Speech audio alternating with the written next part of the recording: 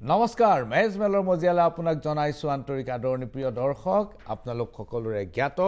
যে এতিয়া বড়োলেণ্ড টেৰিটৰিয়েল কাউন্সিলৰ নিৰ্বাচন সমাগত যিকোনো মুহূৰ্তত নিৰ্বাচনী জাননী জাৰি কৰা হ'ব আৰু বিটিসি এৰিয়াৰ সৰ্বমুঠ 40টা সমষ্টিত প্ৰতিদ্বন্দিতা হ'ব এইবাৰ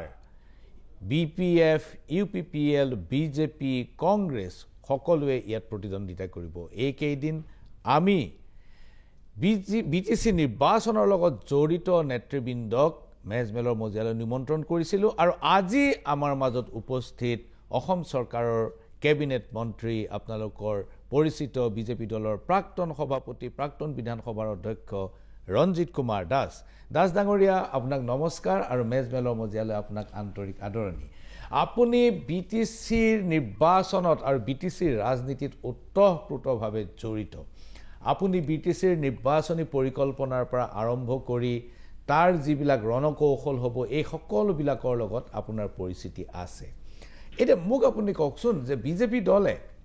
ইউপিপিএলৰ লগত মিত্ৰতা নাই কৰা বিপিএফৰ লগত মিত্ৰতা নাই কৰা এইবাৰ বিজেপি দলে অকলশৰীয়াকৈ নিৰ্বাচন খেলিব এককভাৱে নিৰ্বাচন খেলিব আপোনালোকে কিমানমান আসনত এইবাৰ প্ৰতিদ্বন্দিতা কৰাৰ কথা ভাবিছে বিগত সময়ত মোৰ যিমানবোৰ মনত পৰে 27খন আসনত আপোনালোকে প্ৰতিদ্বন্দিতা কৰিছিল দাস ডাঙৰীয়া এই বিষয়ে আমাৰ যে নিৰ্বাচনী সমিতি এখন আছে আৰু সেই নিৰ্বাচনী সমিতিত আমি সিদ্ধান্ত গ্ৰহণ কৰিছিলো যে আমি প্ৰাৰম্ভিক পৰ্যায়ত আমি 40খন আসনতে আমি নিৰ্বাচন খেলাৰ কাৰণে মানসিকভাৱে আমি সাজু হৈছো আৰু লগতে আমি সাংগঠনিক দিশও সক্ৰিয় কৰাৰ কাৰণে আমি ইতিমধ্যে 40টা সমষ্টিতে আমি তাত প্ৰতিটো সমষ্টিত আমি ইতিমধ্যে এজনকৈ তত্ত্বাৱধায়ক আমি নিযুক্তি দিছো আৰু তত্ত্বাৱধায়ক অকল নিযুক্তি দিয়াই নহয় মাননীয় মুখ্যমন্ত্ৰী ডাঙৰীয়া আৰু লগতে মাননীয় ৰাজ্যিক সভাপতি ডাঙৰীয়া নিজে প্ৰত্যেকখন সমষ্টিতে একোখনকৈ সাংগঠনিক সভা মানে য'ত নেকি আমাৰ বুথৰ প্ৰতিটো বুথৰ 3গৰাকী মূল কাৰ্যকৰ্তা থাকে আৰু লগতে আমাৰ যি যুৱ বুথ বাহিনী এনেকুৱাকৈ প্ৰায় 3000 কাৰ্যকৰ্তাক লৈ একোখনকৈ সভা কৰা হৈছিল সেই সভা এতিয়া প্ৰায় অন্তিম পৰ্যায়ৰ পিনে আহিছে আৰু অন্তিম পৰ্যায়ৰ সভাৰ পিছতহে আমাৰ পুনৰ কোৰ কমিটিয়ে বহিব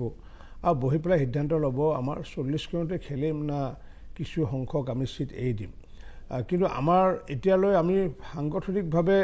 সকলো সমষ্টিতে খেলাৰ কাৰণে মানসিকভাৱে প্ৰস্তুত কিন্তু যিবোৰ সমষ্টিত সংগঠনৰ স্থিতি অধিক ভাল বা যিবোৰ একেবাৰে বেয়া তাত হয়তো নিৰ্বাচনত অংশগ্ৰহণ হয়তো নকৰিব পাৰে সেইটো দলে সিদ্ধান্ত ল'বগৈ কিন্তু এই মুহূৰ্তলৈ মই আজিৰ তাৰিখত এইটোৱে ক'ম আমি 40খনতে খেলাৰ সিদ্ধান্ত আছে আৰু অকল খেলা নহয় এইবাৰ আমি যুঁজাৰ এটা সিদ্ধান্ত এটা আছে গতিকে এইবাৰ আমি 40টা সমষ্টিতে যুঁজিবলৈ আমি সাংগঠনিকভাৱে আমি সাজু হৈছো আপুনি এইবাৰ যে যুঁজাৰ কথাটো ক'লে আপোনালোকে বিজেপিয়ে চৰকাৰ কৰিব নে কোনোবা এটা অন্য শক্তিক আপোনালোকে চৰকাৰ কৰাৰ সুযোগ সুবিধা দিব বিপিএফ ইউপিপিএলৰ মাজত এই মুহূৰ্তত মোৰ পূৰ্বৰ এটা ভিডিঅ' এটা আছিলে মই সেই বিষয়ে মই ওদালগুৰিত সংবাদ মাধ্যমৰ আগত ব্যক্ত কৰিছিলোঁ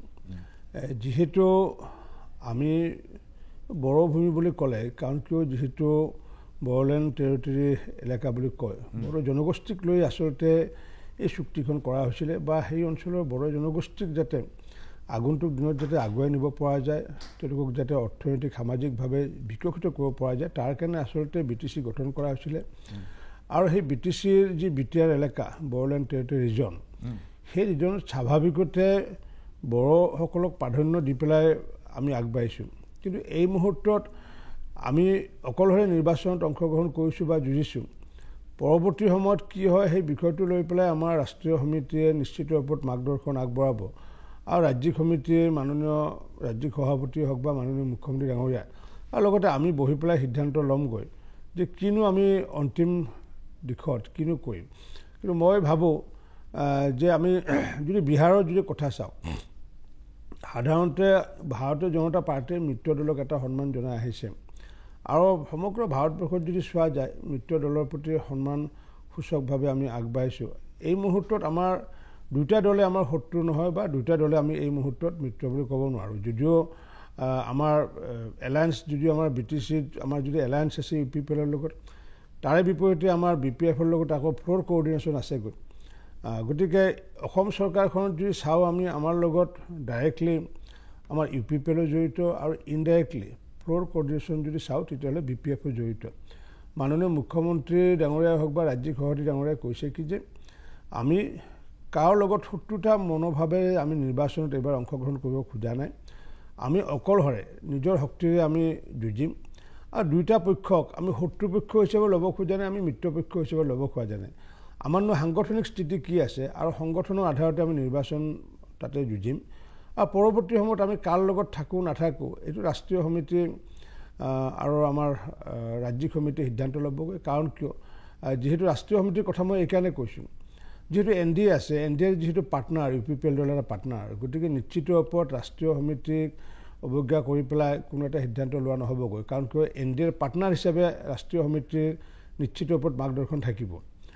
আৰু এইপিনে যেহেতু BPF যেহেতু NDAৰ পাৰ্টনাৰ নহয় গতিকে ৰাষ্ট্ৰীয় সমিতি কি সিদ্ধান্ত দিয়ে সেইটো মই নাজানো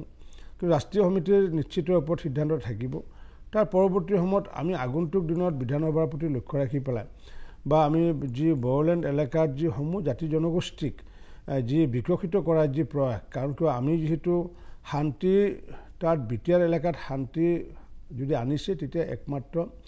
ভাৰতীয় জনতা পাৰ্টীয়ে আনিছে আৰু সেইগৰাকী হৈছে মূল ব্যক্তি হৈছে মাননীয় প্ৰধানমন্ত্ৰী নৰেন্দ্ৰ মোদী ডাঙৰীয়া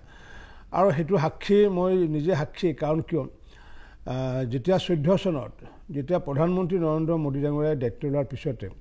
যি কোকৰাঝাৰত যি নৰসংহাৰ হৈছিলে আৰু সেই সময়ত কোকৰাঝাৰ লগতে উত্তৰ অঞ্চলৰ পিনে যি ঘটনা ঘটিছিলে সেই সময়ত মাননীয় প্ৰধানমন্ত্ৰী নৰেন্দ্ৰ মোদী ডাঙৰীয়াই প্ৰথমবাৰৰ বাবে পঠাইছিলে তেতিয়া আমাৰ গৃহমন্ত্ৰী আছিলে ৰাজনাথ সিং ডাঙৰীয়া আৰু ৰাজনাথ সিং ডাঙৰীয়া যেতিয়া কোকৰাঝাৰলৈ আহিছিলে মই তেখেতক সংগ দিছিলোঁ BJP দলৰ বিধায়ক হিচাপে তেতিয়া আমি 5 গৰাকী বিধায়ক আছিলোঁ অসম চৰকাৰৰ মুখ্যমন্ত্ৰী হিচাপে তৰুণ গগৈ ডাঙৰীয়া তাতে উপস্থিত আছিলে আৰু সেই সময়ত ৰাজনাথ সিং ডাঙৰীয়াৰ যিটো বক্তব্য আছিলে তেখেতক বিভিন্ন ধৰণৰ আৰ্মি CRPF বা জিলা প্ৰশাসন বা অসম চৰকাৰে বিভিন্ন ধৰণৰ পৰিসংখ্যাৰে বুজাবলৈ চেষ্টা কৰিছিলে কিন্তু সেই সভাখন মাত্ৰ 1.5 মিনিটৰ সভা হৈছিলে আৰু 1.5 মিনিটৰ সভাত ৰাজনাথ সিং ডাঙৰীয়াই তেখেতে যেতিয়া দেখাই আছিল ষ্টেটিক্স দেখাই আছিলে তেতিয়া তেখেতে এনেকুৱা দুটা শব্দ কৰি কৈছিলে যে মই ষ্টেটিক্স চাবলৈ অহা নাই মই শান্তি বিচাৰি আহিছোঁ কি কৰিব লাগে আপোনালোকে মোক সিদ্ধান্ত দিয়ক আৰু যি কৰিব লাগে আমি ভাৰত চৰকাৰ সম্পূৰ্ণৰূপে আমি সাজু হৈ আছোঁ আৰু তাৰ পৰৱৰ্তী 24 ঘণ্টাৰ পিছতে অল ক্লিয়াৰ অপাৰেশ্যন ডিক্লেয়াৰ কৰিছিলে আৰু যাৰ কাৰণে নেকি আজি এই অঞ্চলত আজি যদি এটা সময়ত এনেকুৱা অৱস্থা আছিলেগৈ যে নাৰিকল এটা যদি পৰে গছৰ পৰা আঁঠুৱাৰ তলত মাকে কেঁচুৱাক লৈ পেলাই সাবুতি ধৰে যে কোনোবা আহিছে নেকি বা আমি যদি দেখোঁ এম্বুলেঞ্চ এখনো যদি আহে ৰাস্তাত যদি বাটত যদি পথত কোনোবা ৰখি থাকে মানুহবোৰ চুচাই ঘৰৰ ভিতৰত সোমায় যে কোনোবা আহিলে নেকি সেই পৰিৱেশৰ পৰা আজি কোকৰাঝাৰলৈ ৰাতি নিশা 12টা বজাতো আপুনি গৈ থাকিলে দেখিব যে বহু গাড়ী কোকৰাঝাৰৰ ভিতৰলৈ গৈ আছে আহি আছে গতিকে এই পৰিৱেশটো আনিছোঁ যদি ভাৰতীয় জনতা পাৰ্টী আনিছোঁ স্বাভাৱিকতে তাত প্ৰমোদ বড়ো ডাঙৰীয়া নিশ্চিত ওপৰত সহযোগ থাকিব কিন্তু উদ্যোগটা আমি সহযোগিতা হয়তো প্ৰমোদ বড়ো ডাঙৰীয়া কিন্তু তাৰ পূৰ্বৰ যদি আমি যদি চাওঁ পূৰ্বৰ চৰকাৰখন কাৰণ মই নিজে BTADৰ সৰ্বক সমষ্টিৰ BTAD প্ৰায় 40% BTAD পাৰ্টৰ লগত মই জড়িত দাঁতিকাষৰীয়া ভৱানীপুৰ সমষ্টিৰো BTAD পাৰ্ট আছিলে গতিকে সেই ৰাইজে বিচাৰিছে শান্তি যিহেতু আহিছে শান্তিৰ পৰৱৰ্তী সময়ত প্ৰগতিৰ কাম গতিকে আমি ইতিমধ্যে প্ৰগতি যিমানখিনি আগবাঢ়িছে সমান্তৰালভাৱে ডিব্ৰুগড় যোৰহাট আমাৰ শোণিতপুৰে হওক বা আমাৰ গুৱাহাটীয়ে হওক সমান্তৰালভাৱে যাতে 4-5খন জিলা একেলগে যাতে আগুৱাই নিব পৰা যায় তাৰ কাৰণে প্ৰগতিৰ বাবেহে আমি এইবাৰ BTC নিৰ্বাচনত আমি এনেকুৱাকৈ যুঁজাৰ সিদ্ধান্ত বা সংকল্প গ্ৰহণ আপোনাৰ জাতীয় জীৱনৰ আশা আকাংক্ষাৰ লগত BPF আৰু UPPL দুইটা দল জড়িত BPF এখন চুক্তি কৰিছিল 2003 আৰু UPPL এখন চুক্তি কৰিছিল ইয়াৰ পৰৱৰ্তী কালত এতিয়া কথাটো হ'ল যে আপোনালোকে আৰু কংগ্ৰেছ যেতিয়া ক্ষমতাত আছিল তেতিয়া BPF দলৰ লগত এলায়েন্সত আছিল আৰু BTC গোটেই প্ৰশাসনটো বড়ো জনগোষ্ঠীৰ আশা আকাংক্ষাক প্ৰতিনিধিত্ব কৰা লোকৰ দ্বাৰা পৰিচালিত হোৱাটো কংগ্ৰেছে এৰি দিছিল বিজেপি কিন্তু ব্যতিক্ৰম বিজেপিয়ে প্ৰথমতে BPFৰ লগত কৰিলে তাৰ পিছত BPFক বাদ দিলে পিছৰবাৰ UPPLৰ লগত কৰিলে এইবাৰ UPPL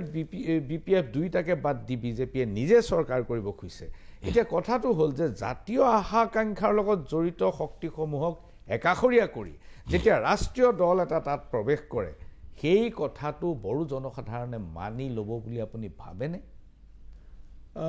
মই ভাবোঁ মানি ল'ব। কাৰণ কিয় যে আমি বড়ো জনগোষ্ঠীক বাদ দি পেলাই আমি BTC গঠন কৰিব খোজা নাই,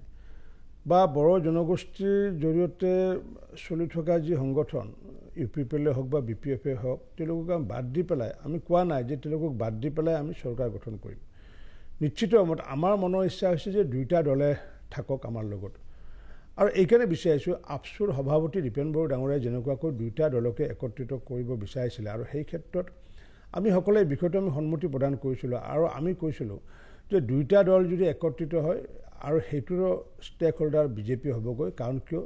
দীপেন বড়ো ডাঙৰীয়াৰ যিটো উদ্দেশ্য যে বড়ো জনগোষ্ঠীক বিভাজিত কৰাতকৈ একত্ৰিত কৰি ৰখাৰ যিটো উদ্দেশ্য, আমাৰো সেই একো উদ্দেশ্য। কাৰণ আমি অসমৰ প্ৰতিটো জাতি জনগোষ্ঠীক বিভাজিত হোৱাৰ পৰিৱৰ্তে আমি একত্ৰিত কৰি ৰখাটো বিচাৰোঁ। অকল যে বড়ো জনগোষ্ঠী বুলি নহয়, বিভিন্ন সময়ত কোচ ৰাজবংশী জনগোষ্ঠী হওক বা কলিতা জনগোষ্ঠী হওক বা কেওট জনগোষ্ঠী হওক, বিভিন্ন জনগোষ্ঠীত কেইবাটাও সংগঠন থকাৰ কাৰণে আমি কেতিয়াবা তেওঁলোকক আগত উষ্মা প্ৰকাশ কৰোঁ। আমি এইকাৰণে কওঁ যে এটা জাতিৰ যদি সৰ্বাংগীন উন্নয়ন কৰিবলগীয়া হয় তেতিয়াহ'লে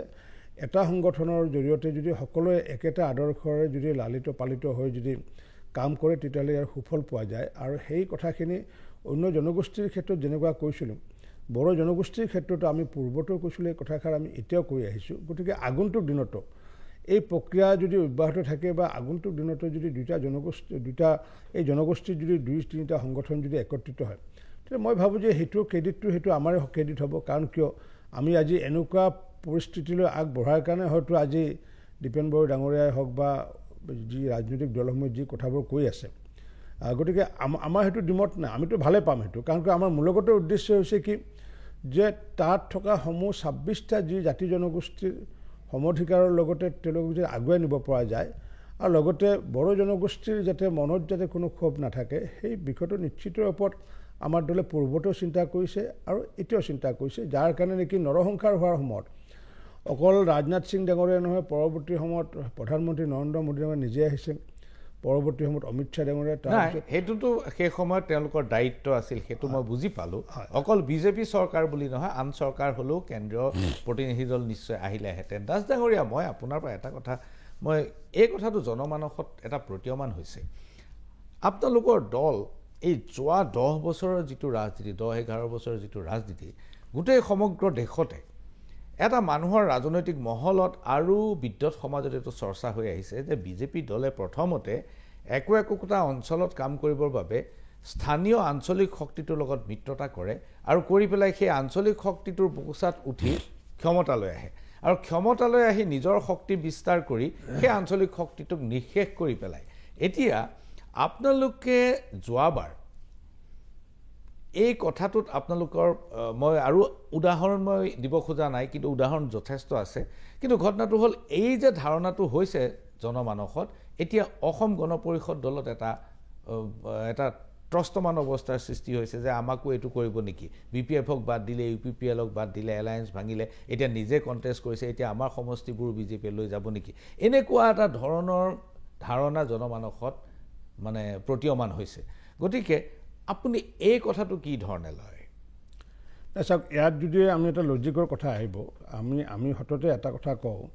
যে আমি সকলোৱে মহান ভাৰতীয়। ন' ডাউট আমাৰ অসমীয়া সত্তা থাকিব, বড়ো মানুহৰ বড়ো সত্তা, মিচিং মানুহৰ মিচিং সত্তা থাকিব, কিন্তু আমাৰ হৈছে কি এক ভাৰত শ্ৰেষ্ঠ ভাৰত যি আমাৰ লক্ষ্য। আৰু এক ভাৰত শ্ৰেষ্ঠ ভাৰত অকল আমি কোৱা কথা নহয়, মহাপুৰুষ শ্ৰীমন্ত শংকৰদেৱে কৈছে।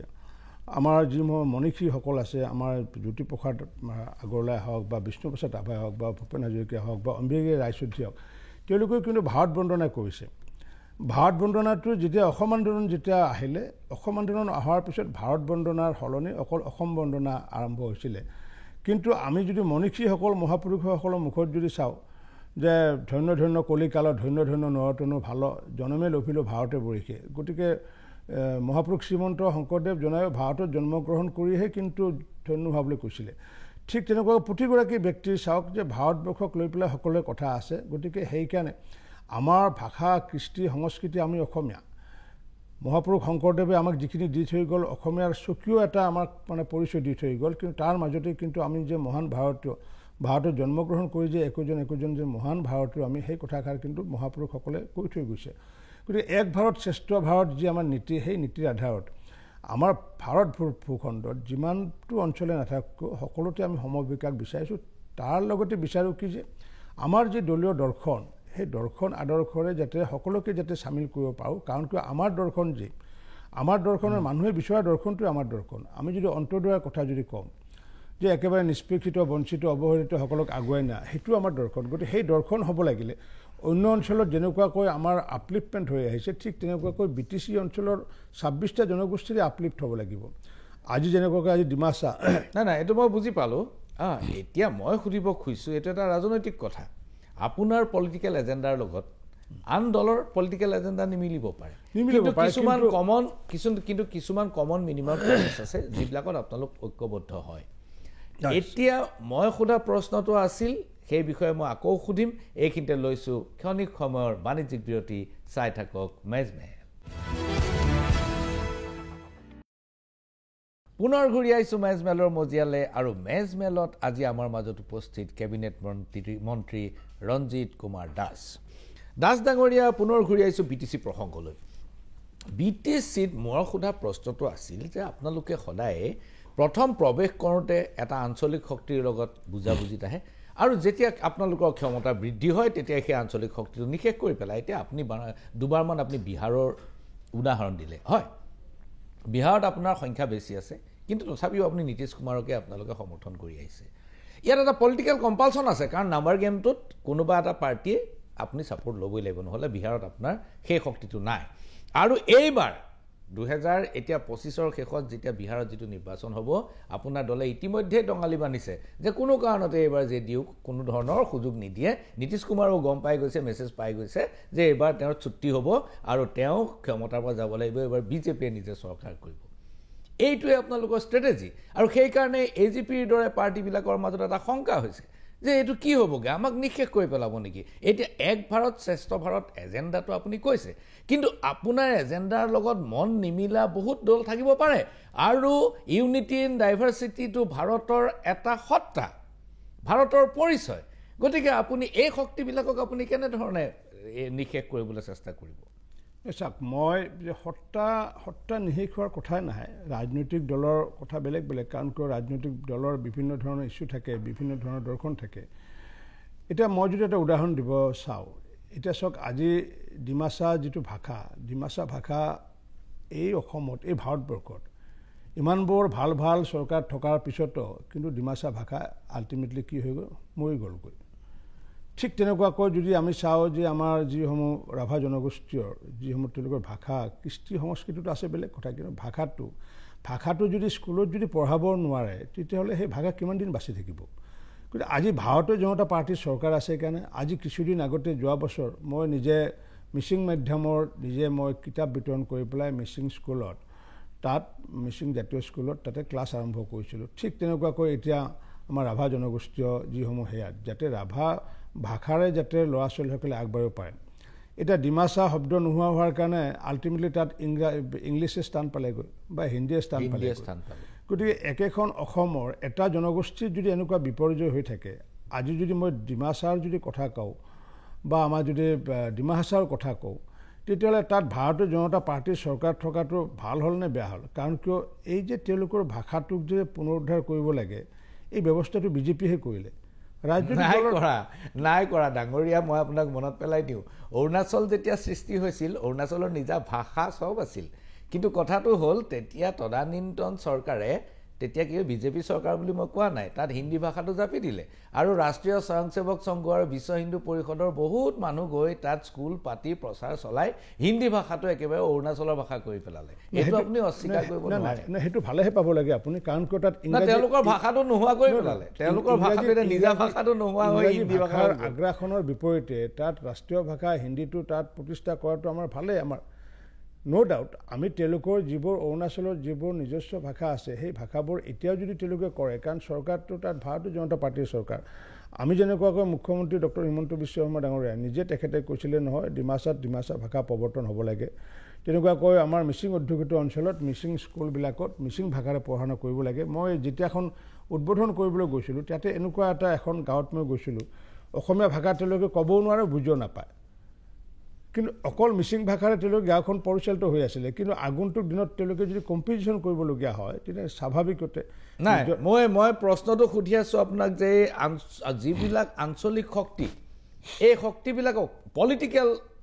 যিবিলাক ফ'ৰ্চ নাই এইবিলাকক নিষেধ কৰাৰ যিটো নিষেধ কৰাৰ কোনো কথাই নাই কাৰণ কিয় সংগঠন যিহেতু কৰিছোঁ এতিয়া মই নিষেধ কৰা নকৰা আপোনাক এটা এক্সাম্পল সুন্দৰ এক্সাম্পল মই দি আছোঁ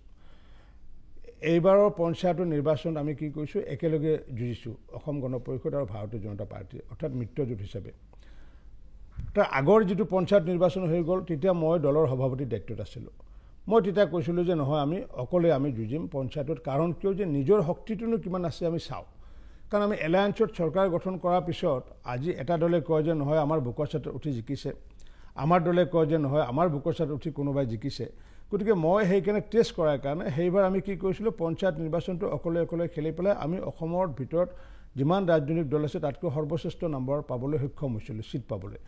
এইবাৰ আকৌ আমি বেলেগ কৰিলোঁ এইবাৰ আমি কি কৰিলোঁ যে অসম গণ পৰিষদৰ দলৰ লগত আমি মিত্ৰতাত আবদ্ধ হৈ পেলাই নিৰ্বাচনত অংশগ্ৰহণ কৰিছোঁ আমাৰ যদি মাইণ্ডছেট যদি সেইটোৱে থাকিলেহেঁতেন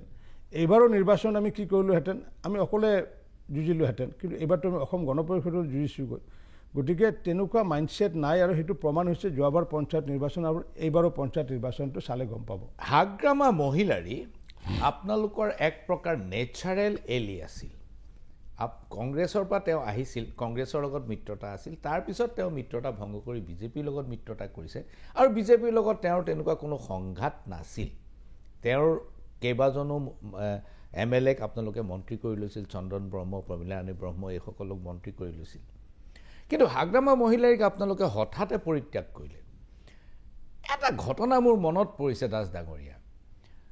north east democratic alliance NADA বুলি যিটো অনুষ্ঠান আছিল এতিয়াও আছে বাৰু কিন্তু এতিয়া সিমান সক্ৰিয় নহয় এই নেডাৰ সভাত হাগ্ৰামা মহিলাৰীয়ে সৰ্বানন্দ সোণোৱালৰ হৈ ওকালতি কৰা এটা উদাহৰণ আছে সেই সময়ত সৰ্বানন্দ সোণোৱাল মুখ্যমন্ত্ৰী আছিল আৰু নেডাৰ মিটিঙত তেওঁ এইটো সকলোৰে সন্মুখত প্ৰশ্ন কৰিলে যে সোণোৱাল মুখ্যমন্ত্ৰী হৈ থাকিব নাথাকে অৰ্থাৎ তেওঁৰ বক্তব্যৰ পৰা স্পষ্ট হৈ পৰিল যে তেওঁ হিমন্ত বিশ্ব শৰ্মাৰ পক্ষত বৰকে নাই এনেকুৱা এটা ধৰণৰ ধাৰণা হ'ল আৰু তাৰ পিছতে বিজেপিয়ে তেওঁক পৰিত্যাগ কৰিলে বুলি এটা ধাৰণা হয় দাস ডাঙৰীয়া আপোনাৰ মন্তব্য কি নহয় ধাৰণাটো সেইটো ধাৰণা আচলতে নহয় মূল ধাৰণাটো যদি ক'ব যাওঁ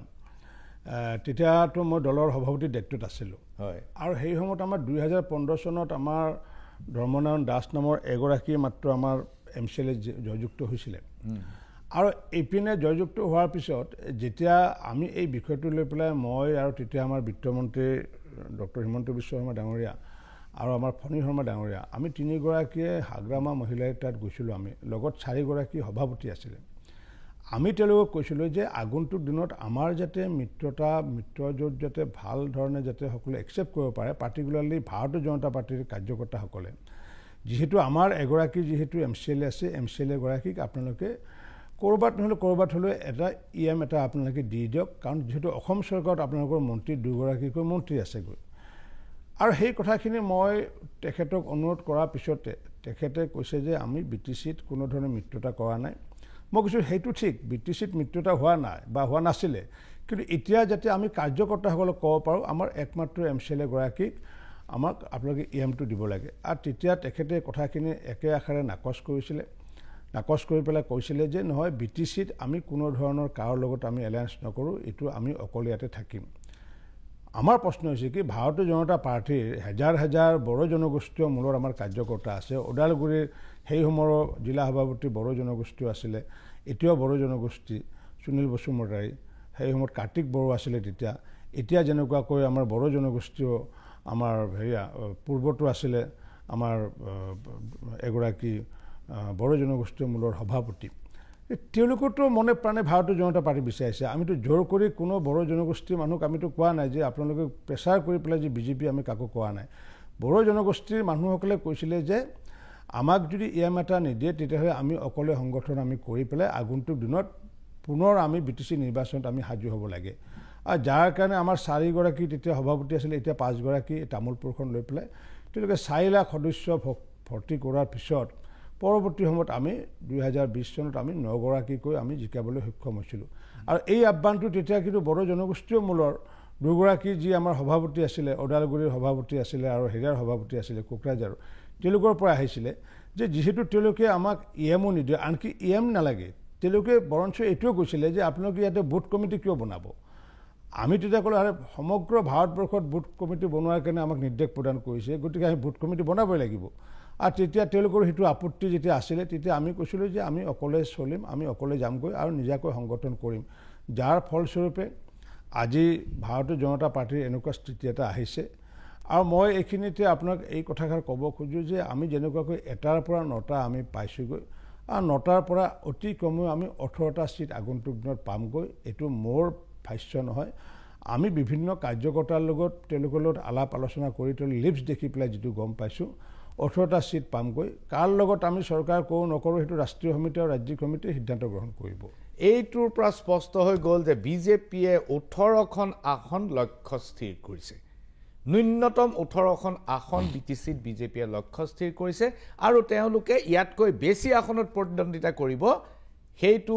ৰঞ্জিত দাসে ইতিমধ্যেই কৈছে যে হয়তো 40খনো হৈ যাব পাৰে নতুবা তাতকৈ হয়তো কমিব পাৰে এইখিনিতে লৈছোঁ ক্ষণিক সময়ৰ বাণিজ্যিক বিৰতি চাই থাকক মেজমেল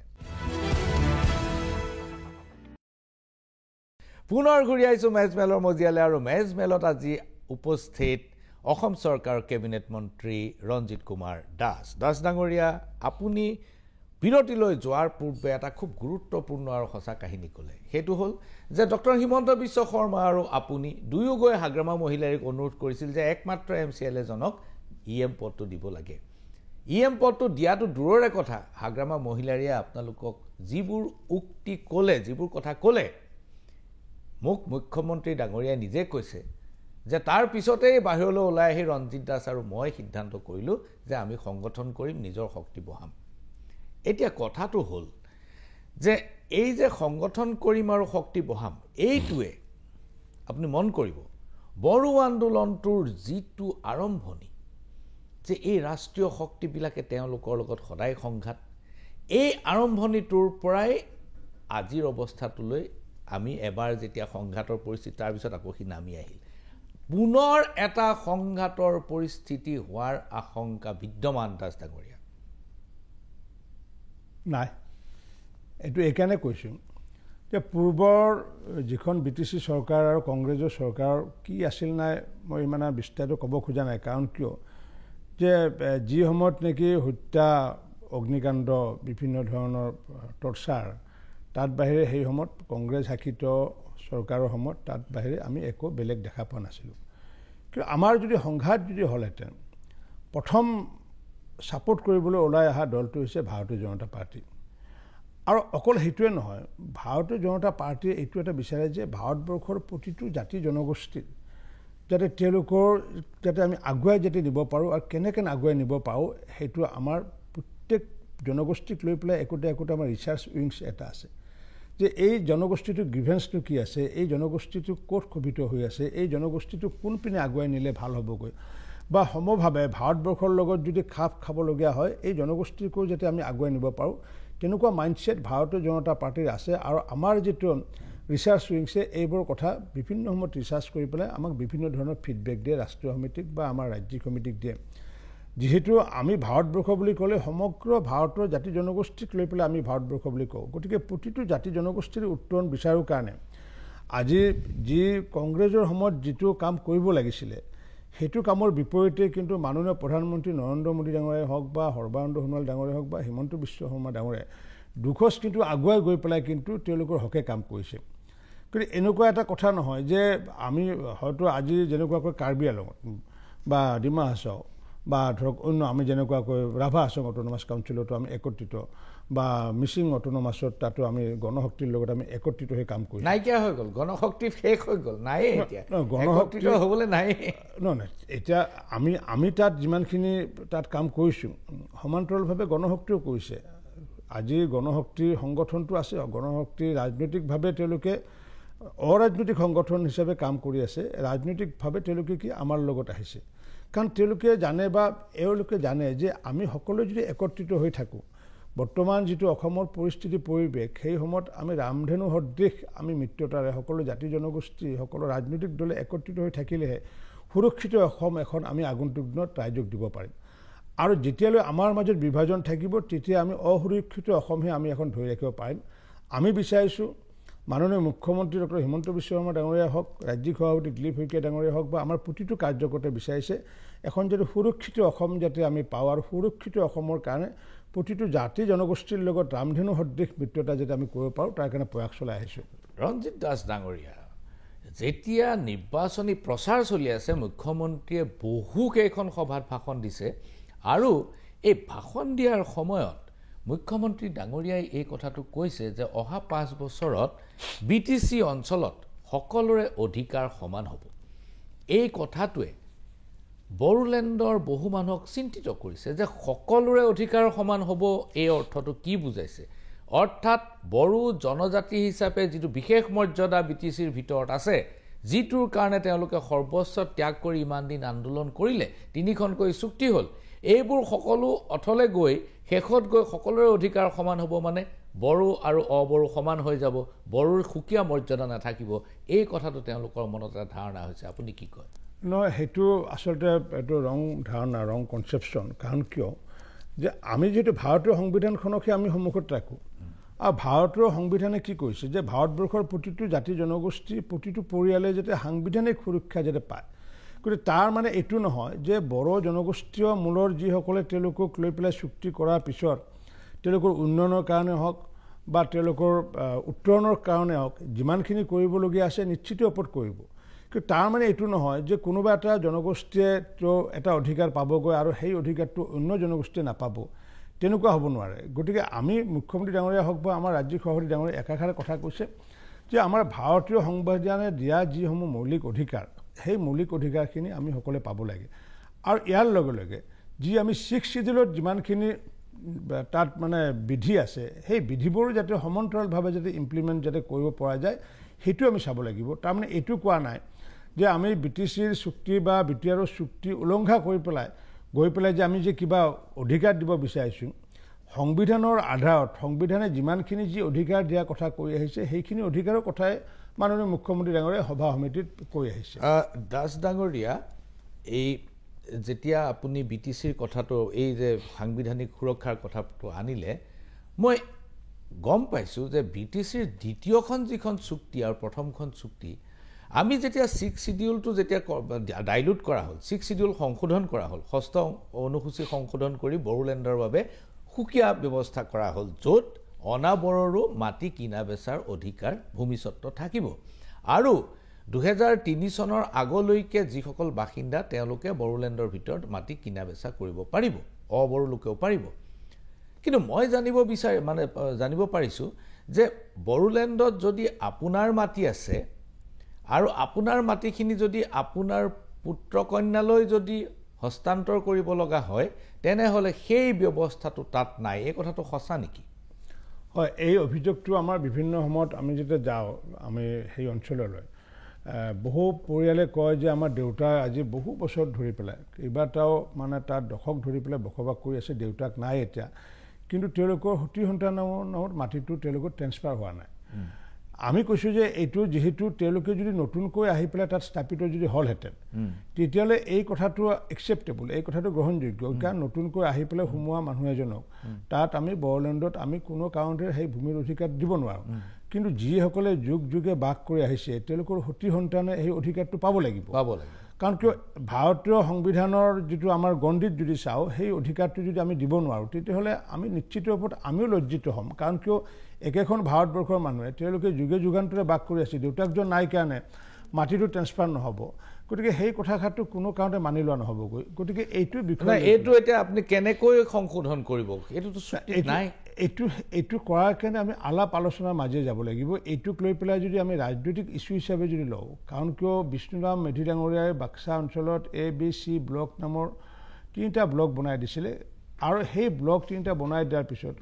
মাননীয় মুখ্যমন্ত্ৰী ডাঙৰীয়াক মোক তেওঁলোকে কৈছিলে লোকসভাৰ সময়ত যে এই ব্লকৰ মাটিখিনি আমাক বিষ্ণুৰাম মেধি ডাঙৰীয়াই দি গৈছিলে আমি সংস্থাপিত তেওঁলোকে কৰিছিলে আৰু সেই বিষয়টো যেহেতু মাটিটো যেহেতু ল্যান্ডটো যেহেতু ট্ৰান্সফাৰ সাবজেক্ট আৰু এই বিষয়টো লৈ পেলাই প্ৰমোদ বড়ো ডাঙৰীয়াৰ লগত আলোচনা কৰা হৈছিলে প্ৰমোদ বড়ো ডাঙৰীয়াই তেওঁলোকে সন্মতি জনাইছিলে এতিয়া প্ৰমোদ বড়ো ডাঙৰীয়াই সেইখিনি মানুহক তাত এতিয়া মাটিৰ অধিকাৰ দিয়াৰ কাৰণে মাটিৰ পট্টা দিয়াৰ কাৰণে ব্যৱস্থা কৰিছে এই যে আমি যেটো উদ্যোগ ললো আমি যদি উদ্যোগটো নললোহেঁতেন তেতিয়াহ'লে নিশ্চিত ৰূপত আজি ABC ব্লকৰ মানুহে এই মাটিৰ পট্টাটো নাপালেহেঁতেন ঠিক তেনেকুৱাকৈ যিসকলৰ পৰিয়ালে আজি কেইবা দশক ধৰি তাত বসবাস কৰি আছে তেওঁলোকৰ সতি সন্তানৰ ক্ষেত্ৰত আমি যাতে দুইখন চৰকাৰে একত্ৰিতভাৱে বহি যেতিয়া দুইখন চৰকাৰৰ যেতিয়া একে ধৰণৰ কথাৰ মিল থাকিব তেতিয়া বহু ধৰণৰ সমস্যা আমি সমাধান কৰিব পাৰো বা ইতিমধ্যে কৰি আহিছো গতিকে ঠিক তেনেকুৱাকৈ আমি আগন্তুক দিনত এই যিবোৰ কথা এই কথাবোৰ আমি আগন্তুক দিনত কাৰণ তেওঁলোকে বিচাৰিছে দুটা দলে বিচাৰিছে UPPL BPF বিচাৰিছে যে BTRত থকা 26টা জনগোষ্ঠীকে আমি আগন্তুক দিনত যি তেওঁলোকৰ ন্যায্য প্ৰাপ্ত আছে সেইখিনি আমি দিব লাগিব বুলি তেওঁলোকে অংগীকাৰ হৈছে বা বিভিন্ন সভা সমিতিত কৈ আহিছে গতিকে আমি এইখিনি ক্ষেত্ৰত যে নিশ্চিত ওপৰত যে আমি যি দলৰ লগত আমাৰ সম্পৰ্ক হয়গৈ আগন্তুক দিনত তেওঁলোকৰ লগত কথা পাতিম নিশ্চিত ওপৰত এই বিষয়টো আমি সমস্যাটো সমাধান কৰাৰ দিশে আমি ধাৱমান হৈছো বহুত ধন্যবাদ এখিতে লৈছো ক্ষণিক সময়ৰ বাণিজ্যিক বিৰতি চাই থাকক মেজমেল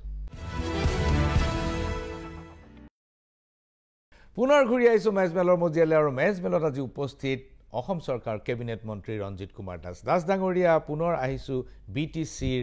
মাটি আৰু সুৰক্ষাৰ প্ৰসংগলৈ বিজেপিৰ ৰাজ্যিক সভাপতি দিলীপ কুমাৰ শইকীয়াই মন্তব্য কৰিলে যে ষষ্ঠ অনুসূচী আৰু বেল্ট এণ্ড ব্লক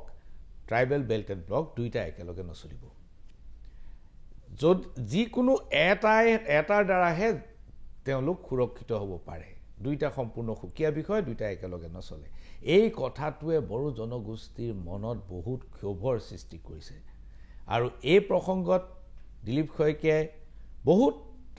ক্ষমা প্ৰাৰ্থনা বিচাৰিছে কাকুতি মিনতি কৰিছে কিন্তু বড়ো জনগোষ্ঠীৰ লোকে এই কথাটোত কিবা এটা সাংঘাতিক ঘটনা হোৱাৰ আশংকা দেখা পাইছে আপোনাৰ মত কি এই বিষয়টো লৈ পেলাই যদি ইস্যু কৰিলে ৰাজনৈতিকভাৱে ইস্যু কৰিব পাৰে কিন্তু এই বিষয়টো লৈ পেলাই মাননীয় মুখ্যমন্ত্ৰী ডাঙৰীয়াই স্পষ্টভাৱে কৈছে বৰঞ্চ আগন্তুক দিনত তাত বেল্ট বা ব্লক আগন্তুক দিনত বৃদ্ধি কৰাৰ কাৰণে প্ৰচেষ্টা চলোৱা হ'ব বুলি কৈছে micro belt micro block micro belt আৰু মাইক্ৰ ব্লক মানে সৃষ্টি কৰাৰ কাৰণে কৈছে এই যে আমাৰ যিটো মানসিকতা মাননীয় ৰাজ্যিক সভাপতি ডাঙৰীয়াই কি প্ৰসংগত ক'লে কথাটো ময়ো সেইটো স্পীচ মই দেখা নাই কিন্তু এইটো কোনো কাৰণতে নহয় যে ডিব্ৰুগড়ৰ গুৱাহাটীৰ পৰা গৈ পেলাই তাত আমি সংস্থাপিত কৰিম সেই মানসিকতা বা সেই ধাৰণাটো ভাৰতীয় জনতা পাৰ্টিৰ নাই আমাৰ কথা হৈছে কি যিসকল মানুহে তাত বসবাস কৰি আছে আৰু বসবাস এবছৰ বা দুবছৰ আগৰ পৰা বসবাস কৰিলে নহ'ব যে দশক ধৰি বসবাস কৰি আছে তেওঁলোকক আমি ভূমিৰ অধিকাৰ দিয়াটো আমি কামনা কৰিছোঁ আৰু এই ক্ষেত্ৰত আমি দুইটা দলক বা আপচুকে আদি কৰি তাত বড়ো সাহিত্য সভাকে আদি কৰি যিহেতু একেলগে মানুহখিনিয়ে বসবাস কৰি আছে গতিকে সেই অধিকাৰটো তেওঁলোকে পাব লাগে কিন্তু তাৰ মানে এইটো নহয় যে অন্য ঠাইৰ পৰা গৈ পেলাই সংস্থাপিত হয় কাৰণ তেতিয়া 6 শিডিউলৰ সেইটো উলংঘা কৰা হ'বগৈ আপুনি যিটো কথা কৈ আছে 6 শিডিউলৰ কথাটো 6 শিডিউল মানে সেইটোৱে যে বাহিৰৰ পৰা মানুহ গৈ পেলাই তেওঁলোকে মাটিটো কিনিব নোৱাৰিব কিন্তু থকা মানুহে কিন্তু মাটিৰ অধিকাৰ পাব লাগিব গতিকে যাৰ কাৰণে নেকি থকা মানুহসকলক যাতে পায় তাৰ কাৰণে ব্যৱস্থা ইতিমধ্যে কৰা হৈছে যেহেতু এই ক্ষেত্ৰত বেল্ট এণ্ড ব্লকত অন্য মানুহ সংস্থাপিত কৰাৰ ক্ষেত্ৰত মাননীয় মুখ্যমন্ত্ৰী ডাঙৰীয়াই যিহেতু স্থিতি স্পষ্ট কৰিছে মাননীয় ৰাজ্যিক সভাপতি ডাঙৰীয়াই যিহেতু স্থিতি স্পষ্ট কৰিছে গতিকে এতিয়া সেইটো বিষয় লৈ পেলাই হয়তো কোনোবাই ৰাজনৈতিক ইস্যু কৰিব পাৰে কিন্তু মই ভাবোঁ এইটো বিষয় লৈ পেলাই যি তাত বসবাস কৰা যি জনগোষ্ঠী আছে বড়ো জনগোষ্ঠীয়ে মানুহে এইখিনি কথা ইতিমধ্যে বুজি উঠিছে আপোনাৰ চৰকাৰে বিগত সময়ছোৱাত উচ্ছেদৰ পিছত উচ্ছেদ চলাই আছে বনাঞ্চল PGR VGRৰ মাটি আৰ্দ্ৰভূমি জলাশয় চৰকাৰী মাটি এই সকলোতে উচ্ছেদ চলাই আছে উচ্ছেদ সম্পৰ্কত বিভিন্ন মহলৰ বিভিন্ন কথা আছে বিতৰ্ক আছে মই সেইবোৰলৈ নাযাওঁ কিন্তু আপুনি চলাই থকা উচ্ছেদৰ বিপৰীতে হাগ্ৰামা মহিলাৰীয়ে নিৰ্বাচনী সভাসমূহত প্ৰচাৰ চলাইছে যে BTCৰ বাহিৰত কি উচ্ছেদ হৈছে মই নাজানো সেইটো মোৰ দৰকাৰ নাই মাটিৰ মালিক আমি গতিকে আমি যদি ক্ষমতালৈ আহোঁ তেনেহ'লে বনাঞ্চলৰ মাটি আৰ্দ্ৰভূমিৰ মাটি জলাশয়ৰ মাটি চৰকাৰী মাটি PGR VGR য'তে যিসকল বহি আছে যদি তেওঁলোকৰ বহি থকাৰ সময় 2003 চনৰ আগৰ হয় তেনেহ'লে তেওঁলোকে ভূমি পাট্টা পাব আমি 2003 চনৰ ভোটাৰ তালিকা উলিয়াই ল'ম আৰু উলিয়াই লৈ আমি তেওঁলোকক ভূমি পাট্টা দিম এই কথাটো কিমান দূৰ গ্ৰহণযোগ্য যে PGR VGR বনাঞ্চল আৰ্দ্ৰভূমি সবতে তেওঁ ভূমি পট্টা দিব দাস ডাঙৰীয়া মাটিৰ ক্ষেত্ৰত মাটি মানে তেওঁলোকৰ ট্ৰেন্সফাৰ সাবজেক্ট এইটো কিন্তু তাৰ মানে এইটো নহয় যে মাটি তেওঁলোকে মানুহক প্ৰদান কৰিব পৰা অথৰিটিটো আছে যেনেকুৱাকৈ ABCত মানে প্ৰদান কৰিব বাক্সা জিলাত কিন্তু তাৰ মানে এইটো নহয় যে আইনৰ মালিক কোনো হ'ব নোৱাৰে সেই হাগ্ৰামী মহিলাই ডাঙৰীয়া হওক বা মই হওক আমি আইনৰ মালিক হ'ব নোৱাৰোঁ কাৰণ কিয় এইটো মহামান্য সুপ্ৰিম কোৰ্টে কৈছে হাইকোৰ্টে কৈছে যে কোনো কাৰণতে ৰিজাৰ্ভ ফৰেষ্টৰ মাটি ফৰেষ্ট এলেকাৰ মাটি PGR VGR মাটিত এলটমেণ্ট দিব নোৱাৰিব এইটো ভাৰ্ডিক্ট আছে গতিকে এই ভাৰ্ডিক্টটো যেতিয়া দিছিলে এইটো কোৱা নাই এক্সক্লুডিং BTR বুলি কোৱা নাই যেতিয়া সুপ্ৰিম কোৰ্টে ভাৰ্ডিক্ট দিয়া আছে যে VGR PGRত মাটি দিব নোৱাৰিব চৰকাৰে বা দিলেও তেওঁলোকে সম পৰিমাণৰ মাটি তেওঁলোকে বেলেগ ঠাইত দেখাব লাগিব তেতিয়াহে দিব পাৰিব কিন্তু এইটো কোৱা নাই যে মানে এইটো এক্সক্লুডিং BTR বুলি কোৱা নাই হাগ্ৰামা মহিলাই ডাঙৰীয়াই কি প্ৰসংগত কৈছে মই নাজানো গতিকে আমি যেহেতু আইনৰ উৰ্ধত নহয় আমি সংবিধানৰ উৰ্ধত নহয় গতিকে সমগ্ৰ আমাৰ যিমানবোৰ স্বায়ত্ত শাসিত আছে 6 শিডিউল আছে বা ইউনিয়ন টেৰিটৰি হওক বা সমগ্ৰ ৰাজ্য সেই ৰাজ্যসমূহ পৰিচালিত হয় এখন আইনৰ জৰিয়তে হয় এখন সংবিধানৰ জৰিয়তে হয় গতিকে সংবিধানত যিবোৰ বিধি আছে সেই বিধিৰ আধাৰত আগন্তুক দিনত BTRটো যিটো ব্যৱস্থা অসমতো যিটো ব্যৱস্থা সমগ্ৰ ভাৰতবৰ্ষতে সেইটো ব্যৱস্থা হ'ব কাৰণ সুপ্ৰিম কোৰ্টৰ ভাৰ্ডিকক হাইকোৰ্টৰ ভাৰ্ডিকক ওলাই কৰি পেলাই BTCয়ে তেনেকুৱাকৈ নিজাববীয়াকৈ সিদ্ধান্ত ল'ব পৰা ক্ষমতা তেওঁলোকৰ আইনগতভাৱে নাই যেহেতু 18খন আসনত আপুনি জয়ী হ'ম বুলি নিশ্চিত হৈ আছে নিশ্চিত নহয় মই কৈছোঁ কি আমাৰ ধাৰণা কাৰণ কিয় মই সাধাৰণতে পলিটিকেল এনালিচিছবোৰ কৰোঁ কাৰণে লোকসভাতে হওক বা বিধানসভাতে হওক আৰু যিমানখিনি কৰি আহিছোঁ মিলিও আহিছে মই সেইকাৰণে এইবাৰৰ মোৰ ধাৰণাটো মই নিশ্চিত শব্দটো কোৱা নাই এইবাৰ ধাৰণাটো যে আমি এখন পাইছিলোঁ 1ৰ পৰা আমি 9 পাইছিলোঁ সংগঠনৰ স্থিতি অধিক সুদৃঢ় কৰা হৈছে আৰু এতিয়া আমি 18খন আমি পাম তাতকৈ বেছিও পাওঁ বা দুখন হয়তো এখন কমিব পাৰে কিন্তু তাতকৈ বেছিও পাব পাৰে কিন্তু এই মুহূৰ্তলৈ ধাৰণা আমি 18খন পাম বুলি মোৰ ধাৰণা হয় মোৰ ব্যক্তিগত 18খনেই হওক বা 20খনেই হওক বা তাতকৈ কমেই হওক 16খনেই হওক আপুনি চৰকাৰত থাকিব কাৰ লগত হ'ব সেইটো বেলেগ কথা আপুনি চৰকাৰত থাকিব এতিয়া কথাটো হ'ল যে হাগ্ৰামা মহিলাৰ নেতৃত্বত যিখন কাউন্সিল আছিল তাৰ যিখন অন্তিম কেবিনেট সভা হৈছিল সেই কেবিনেট মিটিঙত এটা ডিচিশ্যন লোৱা আছে মই অলপতে যিটো আপোনাক প্ৰশ্ন কৰিলোঁ যে PGR VGR জলাশয় আৰ্দ্ৰভূমি বনাঞ্চল চৰকাৰী মাটি য'তেই 2003 চনৰ আগলৈকে অহা মানুহ বহি আছে সি বড়ো হওক অনাবড়ো হওক তেওঁলোকক তাতেই ভূমিৰ বন্দোবস্তি দিয়া হ'ব এই কথাটো কেবিনেট ডিচিশ্যন আছে এতিয়া কথাটো হ'ল যে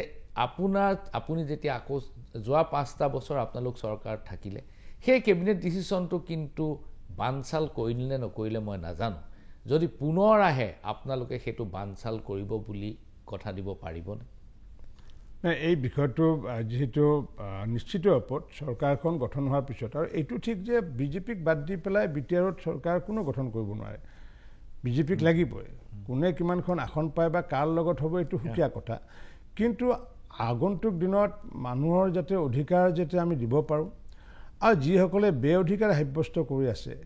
তেওঁলোকৰ ক্ষেত্ৰতো আমি মহামান্য সুপ্ৰিম কোৰ্ট মহামান্য হাইকোৰ্টৰ নিৰ্দেশৰ আধাৰত বা সংবিধানৰ গণ্ডিৰ আধাৰত যিখিনি কাম কৰিব লাগে সেইখিনি কাম নিশ্চিত ওপৰত আগন্তুক দিনত কৰা হ'বগৈ দাস ডাঙৰীয়া আপোনালোকে সকলোতে উচ্ছেদ চলাই আছে আৰু উচ্ছেদ প্ৰসংগত কাৰো আপত্তি নাই কাৰণ সেইবোৰ বেদখলী মাটি বনাঞ্চলৰ মাটি জলাশয়ৰ মাটি গতিকে তাত উচ্ছেদ চলিব কিন্তু মই বিৰোধী পক্ষৰ কেইবাজনো লোকৰ সাক্ষাৎ প্ৰসংগত এই মেজমেলতে মই সাক্ষাৎ প্ৰসংগত যেতিয়া বিষয়টো উত্থাপন কৰোঁ তেওঁলোক সকলোৱে কয় যে এইবিলাক মাটিতটো বেদখলত কাৰো আপত্তি নাই কিন্তু কথাটো হ'ল যে বেদখলকাৰীক ষ্টাম্প মাৰি দিয়া হৈছে বাংলাদেশী বুলি বেদখলকাৰীক কোৱা হৈছে যে এওঁলোক অবৈধ বিদেশী যদি সেইটোৱে হয় তেনেহ'লে চৰকাৰে মানুহখিনিক এঠাইৰ পৰা নি পেলাই এঠাইত কিয় সংস্থাপিত কৰিছে তেওঁলোক যদি সঁচাকৈয়ে বাংলাদেশী আৰু বিদেশী হয় তেনেহ'লে তেওঁলোকক বিতৰণ কৰা নাই কিয় বহু নেতাই এই ধৰণে মোৰ আগত উষ্মা প্ৰকাশ কৰিছে আপুনি কি কয় ৰাজনৈতিকভাৱে কোনে কি কৈছে মই নাজানো কিন্তু আমি যিসকল উৎসাহিত মানুহ সেই মানুহসকলকতো আমি বিদেশী বুলি কোৱা নাই কাৰণ চাপৰত যেতিয়া উচ্ছেদ কৰা হৈছিলে উচ্ছেদ কৰাৰ পিছত আমি তাত দেখিলোঁ যে প্ৰায় 50টা পৰিয়ালৰ মানুহে তেওঁলোকে কোনো ধৰণৰ ভূমি নাই আৰু তাৰ বাকী অধিকাংশ যিসমূহ মানুহ সেইসমূহ মানুহৰ বিভিন্ন ঠাইত তেওঁলোকৰ মাটি আছে কাৰণ লেণ্ড ৰেকৰ্ড আজিকালি এনেকুৱা ছিষ্টেম হৈছে যে সম্পূৰ্ণভাৱে আপোনাৰ ক'ত মাটি আছে মোৰ ক'ত মাটি আছে আমি আজিকালি চাব পাৰোঁগৈ গতিকে এই যে চাব পৰা সুবিধাৰ কাৰণে আমি তাত দেখিছিলোঁ যে 50টা পৰিয়ালৰ মাটি আচলতে প্ৰকৃত অৰ্থত নাই গতিকে তেওঁলোকক মাটি নতুনকৈ প্ৰদান কৰা হৈছে তেওঁলোকৰ মাটিৰ আৰু দেখুৱাই দিয়া হৈছে আৰু সেই দেখুৱাই দিয়া স্থানত তেওঁলোকক বহিব দিয়া হৈছে গতিকে আমি উচ্ছেদ কৰাৰ লগে লগে যে আমি একেবাৰে গৃহহীন কৰিছোঁ সেইটো নহয় কিন্তু যিসকলৰ মাটি আছে যেনেকুৱাকৈ গোৱালপাৰাত যিসমূহ তাত বেদখল হৈছিলে সেইসমূহ বেদখল কৰা মানুহসমূহ য'ৰ পৰা আহিছিলে বৰপেটা অঞ্চলৰ পৰা হওক বা অন্য প্ৰান্তৰ পৰা হওক তেওঁলোকৰ নিজৰ নিজৰ মাটি এতিয়াও তাত আছে আৰু এই যে এতিয়া উচ্ছেদ কৰাৰ পিছত মানুহবোৰ যে পুনৰ ঠাইত যে ঘূৰি আহিছে ইতিমধ্যতে চাপৰৰ যিসমূহ উচ্ছেদ কৰা হৈছিল ঘূৰি আহিলে গোৱালপাৰাত লাহে লাহে তেওঁলোকে ঘূৰি আহিছে গতিকে এই যে বিভিন্ন ফৰেষ্ট এৰিয়াতে হওক বা জলাশয়তে হওক বা PGR VGRত এইটো কংগ্ৰেছ চৰকাৰৰ দিনতহে বহুৱাইছিলে আৰু কংগ্ৰেছ চৰকাৰে আচলতে আজি যে উচ্ছেদ যে হ'বলগীয়া হৈছে উচ্ছেদৰ বলি হোৱাৰ কাৰণে মূল দায় যদি হয় তেতিয়াহ'লে একমাত্ৰ কংগ্ৰেছ দলে দায় কাৰণ কিয় তেওঁলোকে সেই সময়ত PGR VGR দিছে ঠিক আছে কিন্তু সম পৰিমাণৰ PGR VGR মাটি যদি উলিয়াই দিলেহেঁতেন আজি সেইখিনি মানুহে কিন্তু তাৰ পৰা উচ্ছেদ নহ'লহেঁতেন গতিকে আজি কংগ্ৰেছে যি ভুল কাম কৰিলে আৰু কংগ্ৰেছৰ ভুলৰ কাৰণে আজি সেই তেওঁলোকে মানুহে উচ্ছেদ হ'বলগীয়া হৈছে আমি যদি কৰিলোহেঁতেন তেনেকুৱা মানুহ বহুৱালোহেঁতেন আমি আগতে মাটিখিনি কি কৰি ল'লোহেঁতেন যে প্ৰকৃত অৰ্থত তেওঁলোকে ভূমিহীন হয় নে নহয় আমি চালোহেঁতেন ভূমিহীন হোৱাৰ পিছত পৰৱৰ্তী সময়ত তেওঁলোকে মাটি দিয়াৰ ব্যৱস্থা কৰিলোহেঁতেন কিন্তু তেওঁলোকে কৰিলে কি যে ভোট দিয়া ব্যৱস্থা কৰিলে কাৰণ কিয় গোৱালপাৰা জিলাৰ এগৰাকী বিধায়ক তেওঁ নিজে বৰপেটা অঞ্চলত জন্মগ্ৰহণ কৰি পেলাই তাত চাকৰি কৰি পেলাই পৰৱৰ্তী সময়ত তেখেতে তাত MLA হ'লগৈ আৰু সেইগৰাকী ব্যক্তিয়ে বা তেওঁৰ লগত থকা আশে পাশে থকা বাকীসকলে এই মানুহবিলাকক সংস্থাপিত কৰিলে কিহৰ কাৰণে যাতে ভোটটো যাতে বৃদ্ধি কৰিব পৰা যায় কিন্তু আমাৰ দৃষ্টিভংগী সুকীয়া আমাৰ দৃষ্টিভংগী হৈছে কি যে যিসকল প্ৰকৃত অৰ্থত ভূমিহীন সেই ভূমিহীনসকলক আমি মাটি প্ৰদানো কৰি আহিছোঁ পূৰ্বতো কৰি আহিছোঁ এতিয়াও আমি কৰি আহিছোঁ গতিকে ভূমিহীনক মাটি দিয়াটো আমাৰ নৈতিক কৰ্তব্য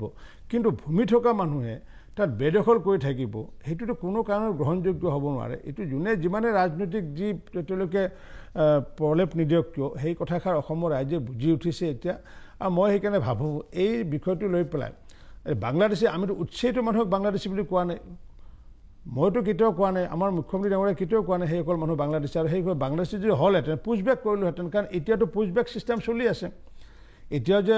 ভাৰতত বা অসমত যে মানুহ অহা নাই সেইটো নহয় কিন্তু এতিয়াও পুছবেক ছিষ্টেম চলি কিন্তু এই পুছবেক ছিষ্টেমটো এতিয়া জনসাধাৰণে গম নাপায় কাৰণ কিয় বৰ্ডাৰ পুলিচে ধৰি পেলাই বৰ্ডাৰ BSF ধৰি পেলাই যেতিয়া সোমায় তেতিয়া লগে লগে পুছবেক কৰি থকা হৈছে গতিকে আমি যদি সেইসকল মানুহ যদি বাংলাদেশী হ'লহেঁতেন আমি ধৰি নি পেলাই পুছবেক কৰালোহেঁতেন আমিতো তেনেকুৱা উৎসাহিত মানুহক পুছবেক কৰোৱা নাই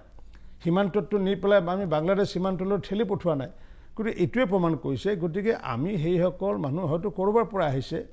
আহি পেলাই হয়তো তেওঁলোকে ভূমি দখল কৰিছে আৰু এনেকুৱা দখল কৰিছে কিছুমান ঠাইত যে একোজন মানুহৰ তেওঁ 300 বিঘা মাটি 400 বিঘা মাটি তেওঁলোকে ডাঙৰ ডাঙৰ পুখুৰী খান্দি লৈছে গতিকে ভূমিহীন মানুহ আহি পেলাই 300 বিঘা মাটি দখল কৰি পেলাই পুখুৰী খান্দি লৈ পেলাই তেওঁ যি অৰ্থনৈতিকভাৱে তেওঁ লাভৱান হৈছে এইটো সুকীয়া কথা কিন্তু তাৰ যি কেৰেক্টাৰ মাটিৰ যি কেৰেক্টাৰ সেই কেৰেক্টাৰটো বিনষ্ট কৰি দিয়াৰ ফলস্বৰূপে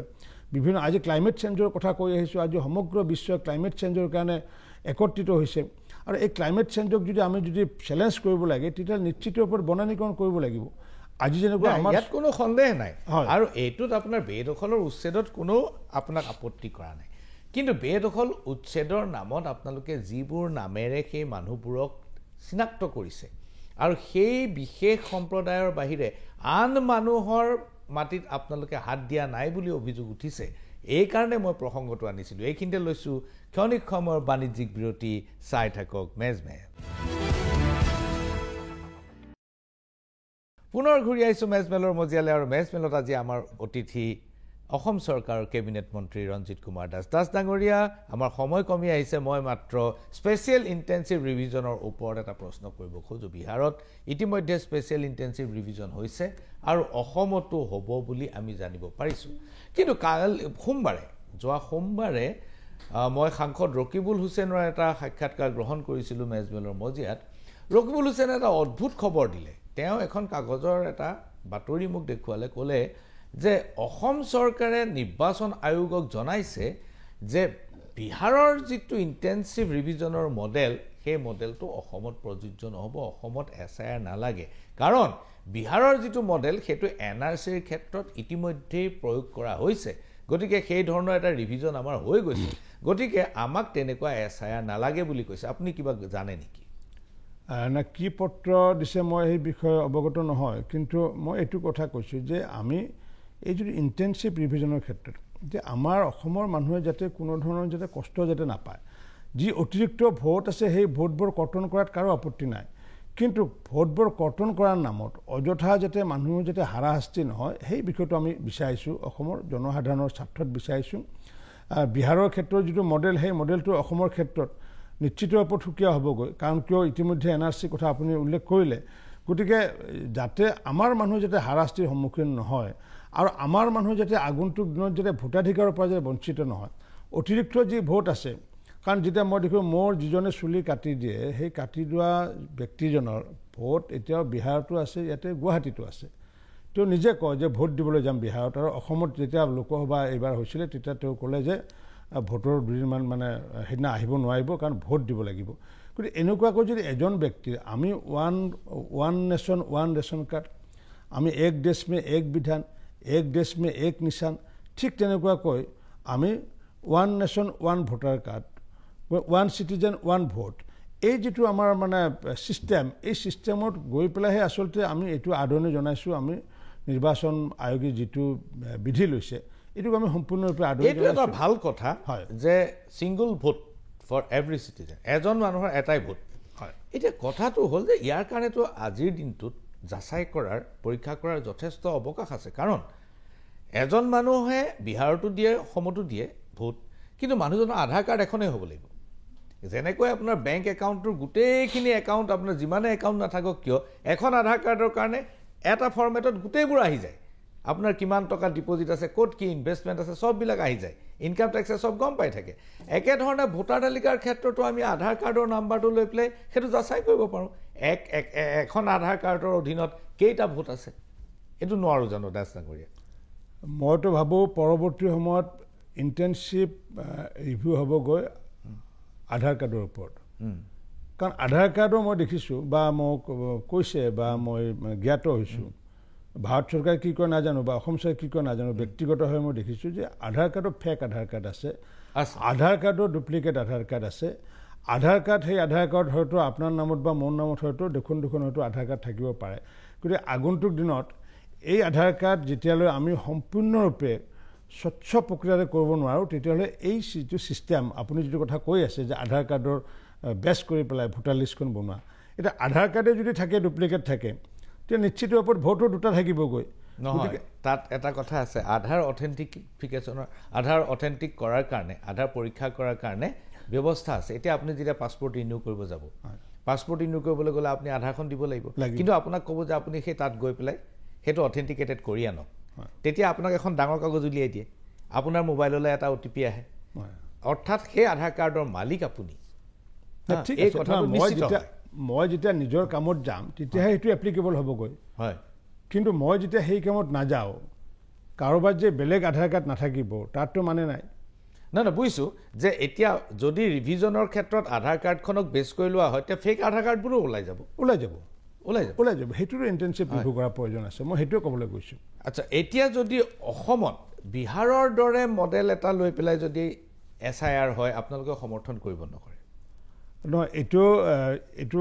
ৰকিবুল হুছেইন ডাঙৰীয়াই যি কথাষাৰ কৈছে, মই সেই পত্ৰখন মই দেখাও নাই, কিন্তু আমাৰ কথা এইটোৱে যে অসমৰ মানুহে যাতে ভোটাৰ ৰিভিউ কৰাৰ ক্ষেত্ৰত যাতে হাৰাশাস্তি নহয়, এই বিষয়টো আমি চাব লাগিব, কাৰণ ইতিমধ্যে NRCৰ নামত বহু ভাৰতীয় মানুহ ইতিমধ্যে হাৰাশাস্তিৰ সন্মুখীন হ'লগৈ। গতিকে পুনৰ যাতে তেনেকুৱা হাৰাশাস্তিৰ সন্মুখীন যাতে নহয়, তাৰমানে সেই বিষয়টোৰ ওপৰতহে আমি আগন্তুক দিনত সকলোৱে একত্ৰিত হৈ পেলাই আমি এই বিষয়টোৰ ওপৰত মানে এটা জনমত গঠন কৰাটো প্ৰয়োজন বুলি মই ভাবোঁ। এইটো বিষয় বহুত ধন্যবাদ দাস ডাঙৰীয়া, আপুনি আমাক ইমানখিনি সময় দিলে আপোনাৰ ব্যস্ততাৰ মাজত, আৰু নিৰ্বাচনৰ পূৰ্বে আপোনাক মেজমেলৰ মজিয়াত মই একাধিকবাৰ আশা কৰিছোঁ। আজিলৈ ইমানতে সামৰিছোঁ, নমস্কাৰ।